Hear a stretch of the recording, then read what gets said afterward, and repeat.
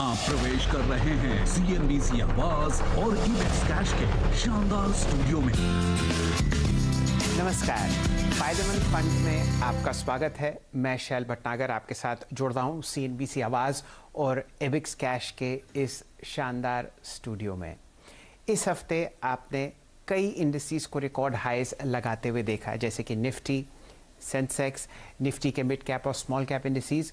और अगर आप सेक्टोरल व्यू लेंगे तो यहाँ पर एनर्जी स्पेस में एफएमसीजी और आईटी इंडस्ट्रीज आपको बहुत ही बढ़िया ताबड़तोड़ तेजी में देखे। जैसा कि फायदेमंद फंड्स का दस्तूर है, हर हफ्ते हम आपके सामने एक ऐसी स्कीम, एक ऐसा इक्विटी डाइवर्सिफाइड फंड प्रस्तुत करते हैं जहाँ पर आप ना सिर्फ लंबी अवधि में बल्कि मध्यम अवधि में भी शानदार एसआईपी के द्वारा एक अच्छा इन्फ्लेशन को बीट करने वाला रिटर्न कमा सकते हैं। हमारी आज की पेशकश है डीएसपी फ्लेक्सी कैप फंड। ये 4 स्टार फंड है और 1997 में ये फंड लॉन्च हुआ था, तो पिछले 23 साल में आपने डीएसपी फ्लेक्सी कैप फंड को 20% हर साल कंपाउंडेड रिटर्न देते हुए देखा है। ये बहुत ही बढ़िया फंड है और इस स्कीम के फंड मैनेजर श्री अतुल भोले साहब, जो कि सीनियर वाइस प्रेसिडेंट और फंड मैनेजर हैं डीएसपी म्यूचुअल फंड में, हमारे साथ जुड़ते हुए दिख रहे हैं। अतुल जी, आपका स्वागत है फायदेमंद फंड्स में। और डीएसपी म्यूचुअल फंड से पहले आप SBI mutual fund, Tata asset management company और जेपी मॉर्गन में कार्यरत रहे हैं। बहुत ही मजबूत पकड़ अतुल जी रखते हैं बाजार में। अतुल जी, हम लोग बहुत शानदार मूव इस हफ्ते आते हुए देखे मेन इंडिसेस पर। निफ्टी में, सेंसेक्स में, निफ्टी के मिड कैप और स्मॉल कैप इंडिसेस में आपने रिकॉर्ड हाई लगती हुई देखी। और अगर सेक्टोरली देखें तो IT index, FMCG index, energy index और अन्य कई सेक्टर्स में आप बहुत ताबड़तोड़ तेजी देख रहे हैं। बताइए, इस तरीके के माहौल में आप कहां वैल्यू ढूंढ सकते हैं? क्या मोमेंटम का बाजार ही रह गया है फिलहाल, और कौन कौन से ऐसे सेक्टर्स हैं जहां पर आपको अभी भी मौका दिखता है अच्छे डबल डिजिट रिटर्न्स कमाने का? शैलेंद्र जी, आपने बहुत अच्छा कहा कि बहुत सारे सेक्टर्स में एक मोमेंटम है। पर्टिकुलरली मिड कैप स्टॉक्स में काफी अच्छा मोमेंटम दिखाई दे रहा है।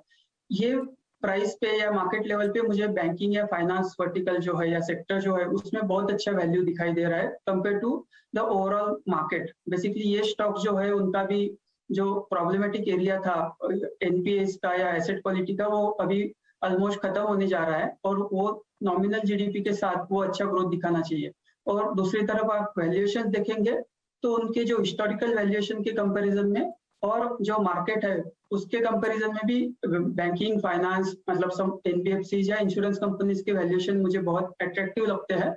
और हम सबको पता है कि this is a structural kind of story in India. So ये मार्केट में आप मुझे पूछेंगे कहाँ वैल्यू दिखती है, तो आई विल से कि बैंकिंग, सम एनबीएफसीज और इंश्योरेंस स्पेस में मुझे बहुत ज्यादा वैल्यू दिखती है। वैसे अतुल जी, अगर मैं आपके डीएसपी फ्लेक्सी कैप फंड के पोर्टफोलियो पर नजर डालूं तो यहां पर लगभग 6,700 करोड़ का आपका एयूएम है और लगभग समझिए 35 से 35% आपने अपना एयूएम निवेश किया है बहुत ही शानदार प्राइवेट सेक्टर बैंक्स में और बड़ी इंश्योरेंस कंपनीज में जो कि प्राइवेट सेक्टर से ही ताल्लुक़ रखती हैं। आपके टॉप पिक्स हैं आईसीआईसीआई बैंक और एचडीएफसी बैंक, और अगर थोड़ा नीचे जाएं तो बजाज फाइनेंस और बजाज फिनसर्व आपको अतुल जी की पसंद दिखेंगी इस स्पेस में। भोले साहब, इस चर्चा को और आगे बढ़ाते हैं। आपने अगर आप ओवरऑल इंडेक्स का सिनेरियो देखें मुकाबले आपके फंड का, तो आप अंडरवेट टेक्नोलॉजीज पर हैं। यहाँ पर ऐसा क्यों रुख? क्योंकि हम लोगों ने देखा है बहुत ही ज़बरदस्त मोमेंटम आप फ्रंटलाइन आईटी में और बहुत ही ताबड़तोड़ तेज़ी आप मिड कैप आईटी में देख रहे हैं। पिछले 5-6 महीने में ये दोनों सेगमेंट्स सॉफ्टवेयर बिजनेस के बहुत बढ़िया रिटर्न दिए हैं। ऐसा क्या कि आप आईटी क्षेत्र से नाराज हैं? नाराज नहीं हूँ, मुझे एक्चुअली ये आईटी कंपनीज बहुत पसंद है, उनके बिजनेस मॉडल, उनके मैनेजमेंट बहुत अच्छे लगते हैं। लास्ट 3-6 महीने में धीरे धीरे आईटी सेक्टर का एक्सपोजर कम करते जा रहा हूँ। जैसे जैसे हम मोमेंटम देख रहे हैं स्टॉक प्राइसेस में, मैं थोड़ा थोड़ा उन पर प्रॉफिट बुकिंग कर रहा हूँ। बेसिकली हमने अभी ये जो आईटी स्टॉक अभी जिस वैल्यूएशन पे ट्रेड कर रहे हैं 30 टाइम पी या 40 time P price to earning ratio, ये हिस्टोरिकली 12 से 18 के 20 के बीच में होता था। तो ऑलमोस्ट 80 to 100% री रेटिंग आईटी स्टॉक्स में हो गई है। तो और मुझे लगता है कि आगे जाके कंपनीज को थोड़ा मार्जिन प्रेशर आएगा, सैलरीज बढ़ रही है, एट्रिशन बढ़ रहा है कंपनीज का। उन्होंने जो कॉस्ट बचाई थी ट्रैवलिंग और वीजा कॉस्ट के लिए, वो वापस आ सकती है 6-8-9 महीने में। ऑफिसेस भी 100% नहीं तो 60-70% एम्प्लॉयज के साथ रिज्यूम करेंगे ऑपरेशंस। तो मुझे उनमें थोड़ा मार्जिन प्रेशर आते हुए दिख रहा है, जो कि इन वैल्यूएशन में फैक्टर इन नहीं है। तो जहां जहां हमने देखा है कि पीक ग्रोथ की पॉसिबिलिटी होती है, पीक मार्जिन होते हैं, और उस टाइम पे मार्केट उनको पीक वैल्यूएशन भी दे देता है। तो उस टाइम पे थोड़ा मुझे लगता है कि प्रॉफिट बुक करके कम एक्सपोजर रखना बेहतर है, बिकॉज अगर कुछ भी डिसअपॉइंटमेंट आई तो ऐसे स्टॉक्स में करेक्शन की पॉसिबिलिटी ज्यादा है। तो just from the risk reward perspective I have reduce the IT weight कम करके, जैसे हमने डिस्कस किया, मैंने उसको बैंकिंग एंड फाइनेंस में ट्रांसफर किया है। चलिए, ये तो आपने मेरे तीसरे प्रश्न का जवाब अपने आप ही दे दिया कि जो पैसा आपने इंफॉर्मेशन टेक्नोलॉजी स्टॉक्स में से निकाला वो आईटी बैंकिंग की तरफ जाता हुआ दिखता है।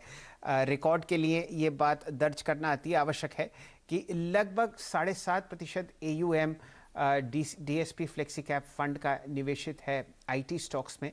और अगर आप ओवरऑल फ्लेक्सी कैप सेक्टर की एवरेज देखें तो लगभग 13% पैसा टेक्नोलॉजी स्टॉक्स में है। तो रफली आप समझिए कि लगभग सिर्फ 60% एक्सपोजर उस सेक्टर का आप रख रहे हैं अतुल जी।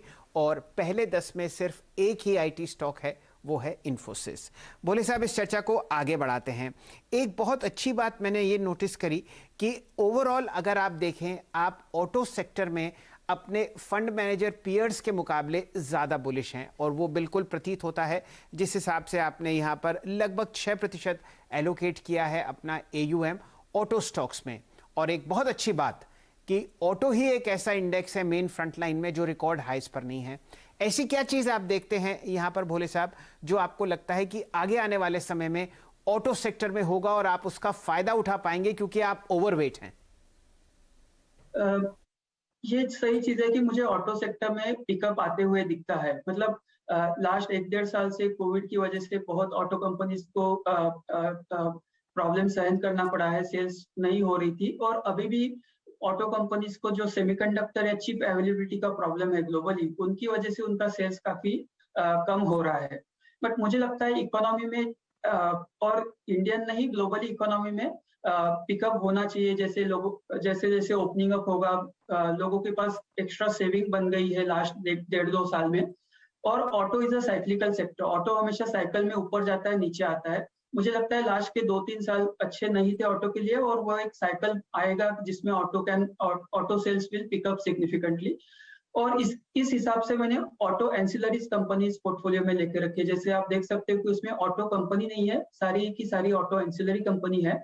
बिकॉज जब ऑटो पे हम बुलिश हो रहे हैं तो ये भी देखना जरूरी है कि उसमें टेक्नोलॉजी चेंजेस हो रहे हैं, इलेक्ट्रिक व्हीकल्स आ रही है, और उसकी वजह से जो OEM कंपनीज है, ऑटो मैन्युफैक्चरर्स है, उनको शायद तकलीफ हो सकती है अगर उनके पास EV का स्ट्रेटेजी नहीं है या टेक्नोलॉजी नहीं है। बट जो ऑटो पार्ट सप्लायर्स है, ऑटो एंसिलरी कंपनीज है, उनको ज्यादा फर्क नहीं पड़ता। वो ICE इंजन को भी सप्लाई कर सकती है या इलेक्ट्रिक व्हीकल को भी पार्ट सप्लाई कर सकते हैं। तो ये दोनों चीजें ध्यान में रखते हुए कि ऑटो में पिकअप आना चाहिए आगे के 2-3 साल। और वो जो पिकअप आता है साइक्लिकल सेक्टर्स या स्टॉक्स में, वो बहुत फेरोशियस हो सकता है। सेल्स बढ़ने के कारण मार्जिन्स में जो बढ़ोतरी आ सकती है वो बहुत ज्यादा हो सकती है। इसके लिए मैंने ऑटो एंसिलरी कंपनीज में ओवरवेट किया है। और लास्ट आर्गुमेंट इज वैल्यूएशन। जैसे आपने बोला कि सेक्टर ने अंडर परफॉर्म किया है, तो मुझे लगता है इस लेवल के मार्केट में ऐसे सेक्टर्स को ज्यादा ध्यान देना चाहिए, रादर देन जो सेक्टर्स में मोमेंटम चल रहा है उसको फॉलो करने से ज्यादा पोर्टफोलियो रियलाइन करते रहना चाहिए इस मार्केट में। जी, जो आपने ऑटो एंसिलरी स्पेस की बात करी अतुल जी, वैसे तो इंडिविजुअल स्टॉक्स पर बात नहीं करेंगे, लेकिन पहले 15 स्टॉक्स में अगर कोई भी ऑटो सेक्टर से एक स्टॉक दिखता है तो वो DSP फ्लेक्सी कैप फंड में है मदरसन सुमी। ये हमारी देश की सबसे बड़ी ऑटो एंसिलरी है और बहुत ही बढ़िया यहाँ पर आपने पिछले 20-25 साल में रिटर्न आते हुए देखा। अन्य काउंटर्स जो ऑटो स्पेस से जुड़े हुए हैं और आपको भोले साहब के पोर्टफोलियो में दिखेंगे, उनमें से एक है भारत फोर्ज, तो ये दो जो सबसे बड़ी ऑटो एंसिलरीज हैं वो आपको जुड़ती हुई दिखेंगी पोर्टफोलियो में। इस चर्चा को आगे बढ़ाते हैं और अब बात करते हैं अतुल जी, टेलीकॉम स्पेस की आप बहुत ही जाने माने एक्सपर्ट हैं और इसी हफ्ते आपने कुछ ठोस कदम सरकार को उठाते हुए देखे इस सेक्टर को वापस पटरी में लाने के लिए। क्या एक बहुत ही लंबा बुल मार्केट आपको आता हुआ दिखता है टेलीकॉम क्षेत्र में? अब ऑलमोस्ट इस सेगमेंट में डुओपोली होती हुई दिख चुकी है, यानी कि दो बड़े प्लेयर और एक छोटा मंझले साइज का प्लेयर अब बचा है। आपकी रणनीति अगले 5 साल के लिए टेलीकॉम में? ये जो हम पूरे इकोनॉमी में या मार्केट में जो एडॉप्शन दिख रहा है ऑनलाइन का, डिजिटल का वगैरह, वो सबका बैकबोन टेलीकॉम सेक्टर ही है। और टेलीकॉम सेक्टर बहुत हेल्थ उसका अच्छा रहना बहुत इंपॉर्टेंट है और आई थिंक उसी के चलते गवर्नमेंट ने ये कंपनीज को ये थोड़ा फायदा दिया है, बिकॉज द कंपनीज जो है उनका डेट लेवल का प्रॉब्लम बहुत ज्यादा बढ़ गया था। तो ये सेक्टर स्टेबलाइज करने के लिए और ऑब्वियसली इसके ऊपर ही सब जो ऑनलाइन डिजिटल हो रहा है वो बढ़ने वाला है। तो मेरे ख्याल से हम जो पिकअप देख रहे हैं वो कंटिन्यू रहेगा टेलीकॉम सेक्टर में। अभी आपने जैसे बोला कि डिओपोली स्ट्रक्चर हो गया है, तो और जो अपने टेलीकॉम के टैरिफ बढ़ने की बात चल रही थी लास्ट 2 साल से, होपफुली अभी वो बढ़ना चाहिए, बिकॉज अगेन उनके financial condition is not very good. तो वो टैरिफ हाइक बढ़ने से भी कंपनीज को काफी फायदा हो सकता है आगे जाके। तो मेरे ख्याल से डिमांड साइड या टॉप लाइन ग्रोथ साइड से टेलीकॉम को कुछ मतलब आगे के 3-5 साल बहुत अच्छे होने चाहिए। ओनली प्रॉब्लम जो हमेशा ये कैपिटल इंटेंसिव सेक्टर्स में होता है कि उनको बहुत कैपेक्स करना पड़ता है। जैसे कि अभी 5G स्पेक्ट्रम का ऑप्शन आएगा, उनके बाद उनको 5G टेक्नोलॉजी लगाने के लिए बहुत सारे टावर्स या चेंज इन इक्विपमेंट करना पड़ेगा, तो उसमें कैपेक्स बहुत होता है। तो थोड़ा अभी 1-2 साल का डेट कम होने की आशंका है, बट उसके बाद अगेन उनका कैपिटल एक्सपेंडिचर फेज वापस आएगा। तो मैं उसको स्ट्रक्चरल या सेक्युलर 5 साल का स्टोरी नहीं मानूंगा। हमें टाइम टू टाइम देखना चाहिए कि कब उनका कैपेक्स फेज आएगा, उनका डेट पोजीशन क्या है, वो देख के ही हम उस सेक्टर कंपनीज पे कॉल ले सकते हैं। फिलहाल ये रिकॉर्ड पर लाना अति आवश्यक है कि अतुल जी बहुत जाने माने टेलीकॉम एक्सपर्ट ज़रूर हैं, लेकिन उनके पोर्टफोलियो में कम से कम पहले 10 स्टॉक्स में एक भी टेलीकॉम प्ले नहीं है। अतुल जी, फिलहाल एक समय है छोटे से ब्रेक का। ब्रेक के बाद हम लोग आपसे दोबारा जुड़ेंगे और चर्चा करेंगे किस तरीके से साइक्लिकल बिजनेस जैसे कि सीमेंट और स्टील को प्ले करना चाहिए। यहाँ पर भी आप पिछले 6 महीने में, साल भर में बहुत ही धमाकेदार रिटर्न्स लाते हुए दिख रहे हैं। मेटल्स इंडेक्स हमारे देश का ईयर टू डेट के हिसाब से टॉप परफॉर्मर रहा है। चिंतन इस पर करेंगे अतुल जी इस छोटी सी ब्रेक के बाद। नमस्कार, फायदेमंद फंड्स में आपका स्वागत है। हमारे साथ जुड़े हुए हैं अतुल भोले साहब। आप फंड मैनेजर हैं डीएसपी फ्लेक्सी कैप स्कीम के। सन 1997 से डीएसपी फ्लेक्सी कैप फंड ने आपको हर साल 20% आपका पैसा कंपाउंड करके दिया है। बहुत ही शानदार रिटर्न है और बहुत कम ऐसे फंड्स हैं जो आपको इस तरीके का रिटर्न कंसिस्टेंटली दे पाए हैं। अतुल जी, चर्चा होगी अब साइक्लिकल स्टोरी की। मेटल एक आउट परफॉर्मिंग इंडेक्स रहा हमारे अर्थव्यवस्था में और बाजार में। लगभग 72% ऊपर आप मेटल इंडेक्स को देख रहे हैं सन 2021 में अब तक। लेकिन आपके पोर्टफोलियो में अगर नजर डालें तो पहले 10-12 पायदान पर एक भी मेटल काउंटर नहीं है। ऐसी क्या नाराजगी? क्या यहां पर बहुत जबरदस्त ओवर वैल्यूएशन है? मेटल कंपनीज या मेटल स्टॉक सेक्टर जो होता है वो बहुत साइक्लिकल होता है और हमने देखा है कि लास्ट 1-1.5 साल में ये मेटल कंपनीज ने ऑलमोस्ट 4 से 5 गुना रिटर्न इन्वेस्टर्स को दे दिए है। वो जो और उसकी वजह यह है कि मेटल के दाम दुनिया में बढ़ गए हैं, बिकॉज चाइना ने उनके पोल्यूशन तो चालू किए है और उसकी वजह से बहुत सारी फैक्ट्रीज बंद हो चुकी है। तो जो मेटल के प्राइसेस है उस पर कॉल लेना, लॉन्ग टर्म कॉल लेना बहुत मुश्किल है, किसी के बस की बात नहीं है। Mostly depends on what China will do. तो मुझे लगता है कि जब 4-5 गुना रिटर्न आ गए हैं तो उसको ज्यादा एक्स्ट्रापोलेट करने में कुछ होशियारी नहीं होगी। उससे अच्छा थोड़ा उसका एक्सपोजर कम करके प्रॉफिट बुक कर लेना चाहिए, बिकॉज ये सेक्टर बहुत ही वोलेटाइल होता है और जैसे ही मेटल के दाम अगर 5% गिर गए तो स्टॉक प्राइस 15-20% गिर सकता है। तो बिकॉज अगेन प्राइसेस इस हद तक पहुंच चुके हैं कि वहां पे कुछ डिसअपॉइंटमेंट का चांस नहीं है। इसके लिए मैंने उसको एक्सपोजर लास्ट 2-3 महीने में प्रॉफिट बुक कर करके नीचे लाया है। एक इंटरेस्टिंग थीम और मैंने नोटिस करी अतुल जी आपके पोर्टफोलियो में, ये है कि आप फार्मा पर बुलिश हैं, और ये भी एक बहुत अच्छी बात है क्योंकि फार्मा इंडेक्स में भी आप उतनी तेजी नहीं देख रहे जितनी अन्य कई इंडिसेस में आती हुई दिख रही है। उम्मीद ये की जाती है कि यहाँ पर तेजी की झलक अब आपको और कौंधती हुई दिखेगी भर के लिए।